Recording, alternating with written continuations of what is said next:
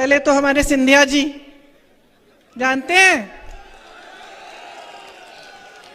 मैंने उनके साथ यूपी में काम किया।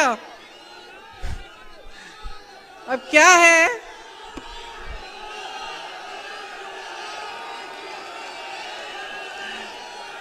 है कि कद में थोड़े छोटे पड़ गए।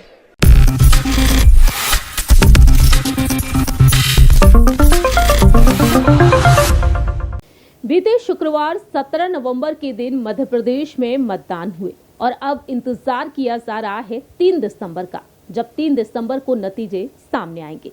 आखिरकार सत्ता में कौन सी पार्टी आएगी, कांग्रेस या फिर भारतीय जनता पार्टी?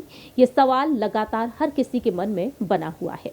लेकिन देखा गया है कि इन विधानसभा चुनाव में कांग्रेस महासचिव प्रियंका गांधी वाड्रा जो लगातार चुनौती देती हुई नजर आई है बीजेपी को, और ऐसे में उन्होंने केंद्रीय मंत्री ज्योतिरादित्य सिंधिया को भी जमकर निशाने पर लिया। और ऐसे में यहां पर प्रियंका ने साफ कर दिया कि सिंधिया की कांग्रेस में वापसी तो नहीं होगी। नमस्कार, मैं प्रांशी राठौर और आप देख रहे हैं नेक्स्ट 9 न्यूज। ये बात आप बखूबी जानते ही हैं कि ज्योतिरादित्य सिंधिया तकरीबन 3 साल पहले ही बीजेपी में शामिल हुए अपने 22 समर्थकों के साथ, और आज देखा जाए तो सिंधिया के तकरीबन 4 से 5 समर्थक उनका साथ छोड़कर कांग्रेस में शामिल हो चुके हैं। इन विधानसभा चुनाव से पहले ही कई समर्थकों ने उनका साथ छोड़ दिया और उन्हें कांग्रेस से टिकट भी मिल गया। लेकिन देखा गया, अटकल तेज हुई कि यहाँ पर क्या सिंधिया भी अब कांग्रेस की तरफ वापसी करेंगे या फिर सिंधिया को बीजेपी खेमे की तरफ से मुख्यमंत्री पद की दावेदारी के लिए आगे किया जाएगा। खैर, देखा जाए इन सभी अटकलों पर विराम लगातार ज्योतिरादित्य सिंधिया लगाते हुए नजर आए। लेकिन इसी बीच यहाँ पर हाल ही में जब दतिया पहुंची, जब चुनावी प्रचार का आखिरी दौर रहा, उस दौरान प्रियंका गांधी वाड्रा दतिया पहुंची और सिंधिया पर उन्होंने जमकर पलटवार किया। उन्होंने सिंधिया पर साफ तौर पर कह दिया कि उनकी हाइट तो कम है लेकिन अहंकार तो वाह वही वाह। तो आपको सुनाते हैं कि प्रियंका गांधी ने आखिरकार क्या कुछ कहा। पहले तो हमारे सिंधिया जी जानते हैं, मैंने उनके साथ यूपी में काम किया। अब क्या है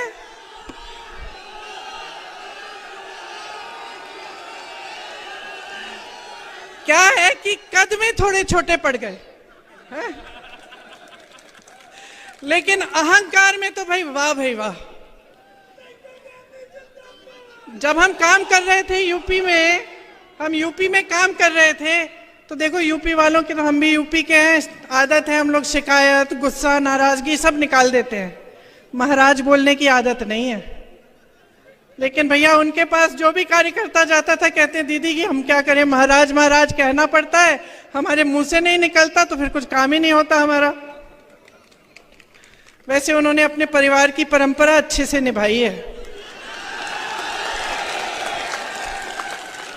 मैंने सदैव कहा है, मैं ज्योतिष नहीं हूँ, मैं सीट्स का नंबर कभी नहीं देता, लेकिन पूर्ण बहुमत की सरकार भारतीय जनता पार्टी की अवश्य जनता के आशीर्वाद के साथ ही बनने जा रही है। पार्टी बदल सर, जिम्मेदारी वही है।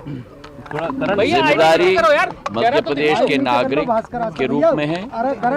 विकास और प्रगति के सफर को सुनिश्चित करने का ही है, और मुझे पूर्ण विश्वास है कि प्रधानमंत्री नरेंद्र मोदी जी के नेतृत्व में डबल इंजन की सरकार पूर्ण रूप से मध्य प्रदेश को एक नई विकास और प्रगति की उड़ान पर सुनिश्चित ले जाएगी।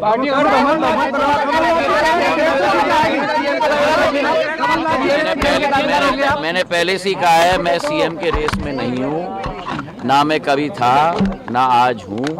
आप लोगों ने बार बार मुझे पूछा है, 2013 में भी, 18 में भी और आज भी पूछ रहे हैं। तीनों बार मैंने कहा है कि मैं सीएम के रेस में नहीं हूँ। ये रेस कुर्सी का नहीं है, ये रेस विकास का है, ये रेस प्रगति का है, और ये रेस जनता का विश्वास सुनिश्चित रखने का है। कुर्सी का रेस कांग्रेस की है।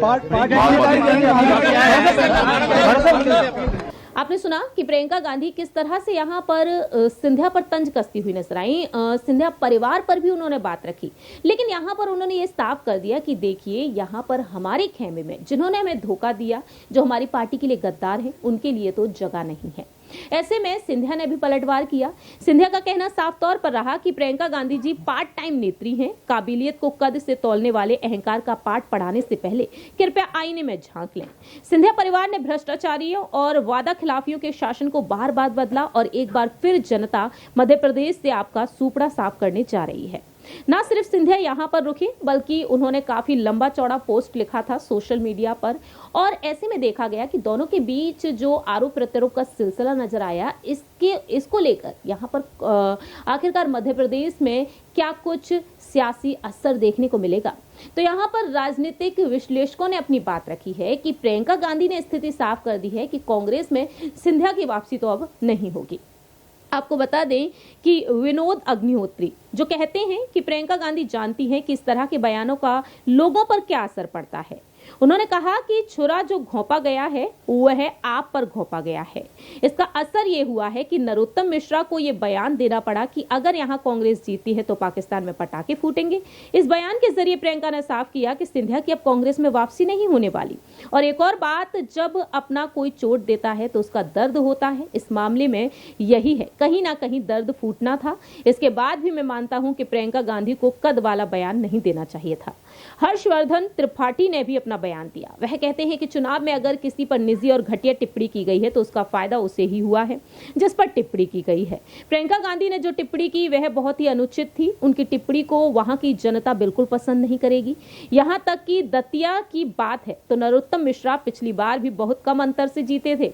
अगर चुनाव हारते हैं तो वो उनका अपना कारण होगा। इसमें प्रियंका गांधी की मैं भूमिका नहीं मानता। वहीं प्रेम कुमार कहते हैं कि ग्वालियर चंबल संभाग में जिस तरह की राजनीति सिंधिया को लेकर है उसमें लोगों के बीच इस भ्रम को तोड़ना जरूरी था कि आगे कहीं सिंधिया फिर से गांधी परिवार के साथ नहीं आ जाएंगे। दूसरा, जो व्यक्तिगत टिप्पणी की वह नैतिक रूप से सही नहीं है और ये आपराधिक बयान भी नहीं है। तो ऐसे में देखा जाए यहाँ पर इसका कोई फर्क भी नहीं पड़ सकता। इतना ही नहीं, राजनीतिक विश्लेषक अवधेश कुमार का कहना भी रहा कि सरकार के शब्दों का प्रयोग सभ्य समाज में नहीं किया जाना चाहिए। कौन जीतेगा कौन हारेगा ये राजनीति में एक पक्ष है, तो वहीं प्रियंका गांधी अपनी राजनीति के शुरुआत में है। ऐसे में इस तरह का बयान सही नहीं है। और ऐसे में यहाँ पर और भी तमाम राजनीतिक विश्लेषकों का कहना रहा कि ग्वालियर चंबल संभाग में माधवराव सिंधिया का दबदबा रहा था। सिंधिया ने इस संभाग में कभी उस तरह का प्रचार नहीं किया जिस तरह माधवराव सिंधिया करते थे। ग्वालियर चंबल संभाग में कई सीटें हैं और कांग्रेस के ऐसे नेता जीतते हुए नजर आए हैं, सिंधिया के विरोधी भी रहे हैं। तो ग्वालियर चंबल संभाग में कांग्रेस का एक बड़ा वोट बैंक है। इस संभाग की कई सीटें अगर बीजेपी भी हारती है तो उसका ठीकरा सिर्फ और सिर्फ सिंधिया पर नहीं फूटेगा। तो यहाँ पर देखा जाए ये तमाम बातें सामने आई हैं, लेकिन यहाँ पर एक ये चीज भी देखी गई है कि प्रियंका गांधी ने ना सिर्फ इस बार बल्कि इससे पहले जब वह ग्वालियर पहुंची थी उस दौरान भी उन्होंने सिंधिया पर टिप्पणी की थी।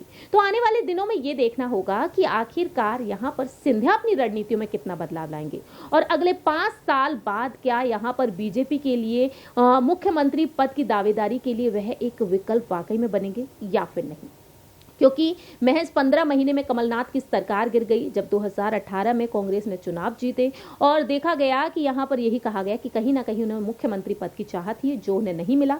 राहुल गांधी ने कमलनाथ को आगे किया और उन्हीं को मुख्यमंत्री बनाया गया। तो ऐसे में देखा जाए सिंधिया ने बीजेपी का दामन थामने का फैसला लिया। तो अब देखना होगा आने वाले समय में कि यहाँ पर सिंधिया के लिए पार्टी हाईकमान की क्या कुछ रणनीतियां होंगी, क्योंकि बीजेपी यहाँ पर पीएम मोदी के चेहरे पर चुनाव लड़ी है लेकिन सीएम फेस अब तक उजागर नहीं किया है। इस खास रिपोर्ट में इतना ही। बाकी की तमाम अपडेट्स के लिए देखते रहिए नेक्स्ट 9 न्यूज।